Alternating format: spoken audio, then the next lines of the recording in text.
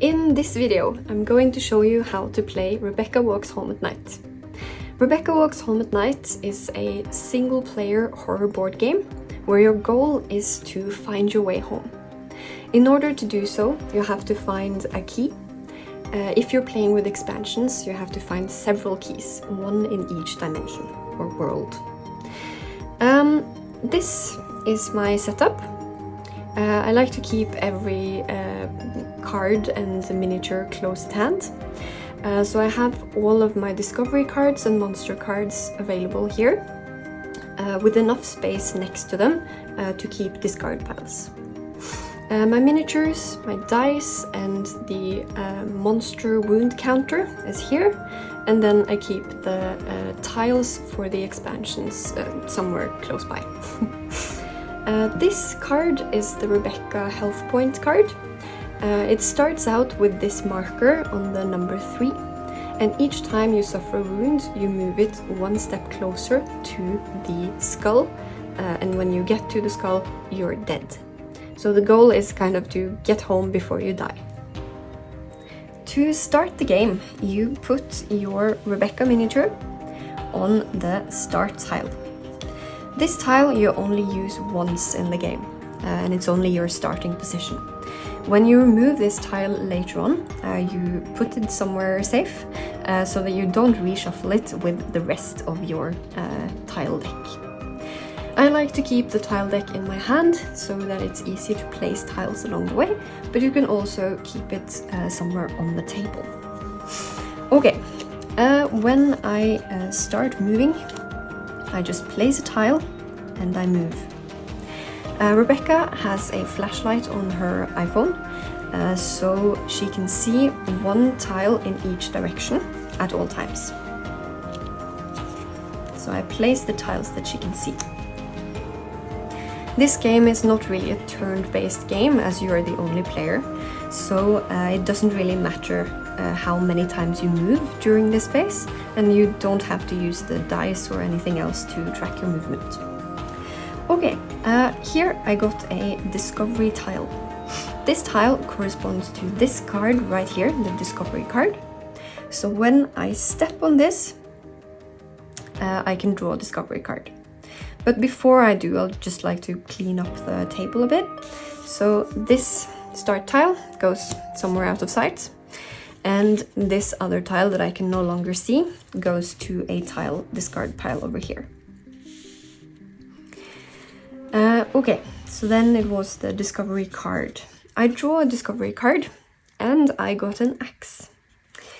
I put my axe here in my little inventory, and the axe has a rule strong, which means I get a +1 on any attack roll, and we'll get back to that when I start attacking something. Okay, I can still see one tile ahead of me and one tile behind, so I'll place this, move and remove, and place.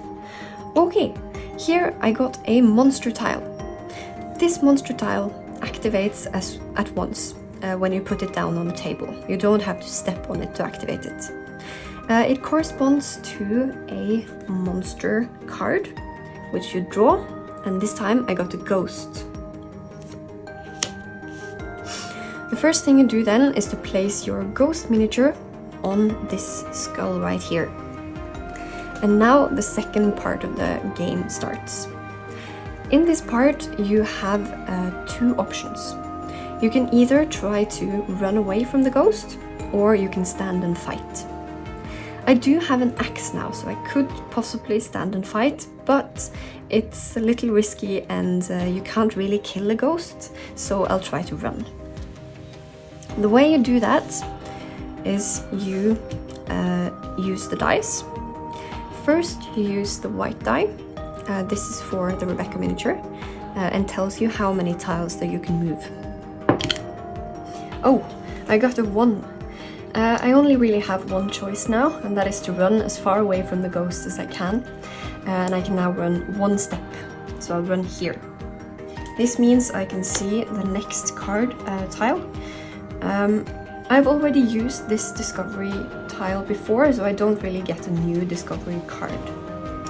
Okay, now it's the ghost turn. He's trying to catch up with me. And the ghost got a 5. Okay, he moves 1, 2, and then he catches up. And now it's time for the battle. I use both dice this time, white for me and black for the ghost, and the highest result wins. Okay, so I got a 2, and even though I have my axe, which gives me a +1 on attack rolls, so that's a 3, the ghost got a 4, which means the ghost wins, and I have to move my wound counter 1 step towards the skull, and I now only have 2 lives left. So now the running phase starts again. I could stand and fight, but I'm going to run. Okay, I got a 5. 1. And I can see the next card. I move 2. And I can see both of these cards up and down the road. 3. I pick another discovery card. This is the glass bottle. This could come in handy. I'll put it in my inventory and save it for later. 4 and 5. Okay, now we have to go back to the ghost card.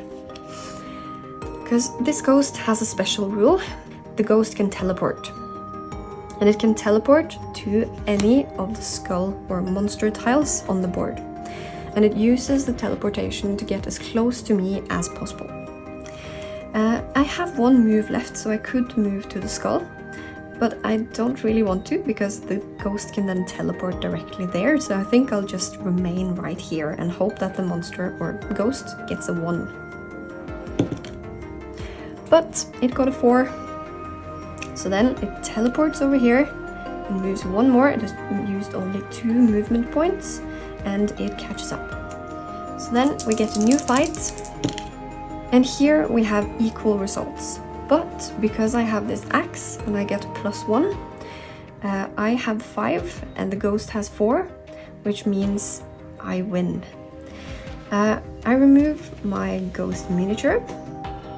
This ghost has a special rule that says that if you kill it, you reshuffle it into the monster deck. So I'll do that. If there were any other monsters in your discard pile, these monsters will go into this shuffle as well. Then we do a little cleanup of the board and remove all the tiles that you can no longer see. You can also center the tiles that you have left so it's easier to deal with. Now you can continue exploring the world, trying to find the keys. At any time during the game, if you find a portal, which looks like this, you can use this portal to travel to another realm or world. So if you step on this portal, you remove your Rebecca figure, remove all of the tiles, and then you can travel to another world. If you have found all of the other keys, you can travel back to this world. But if you're still looking for keys, which I am, you can choose one of the other worlds. So I'll go to the woods by placing a tile and placing your Rebecca miniature on top of this tile. The exploring part works very similarly to the normal world, where you can see in one direction, or 1 tile in each direction, and you place tiles accordingly. In this world, there is only 1 monster. The werewolf cannot be damaged at all, so you have to run fast, but you might find some hiding places along the way.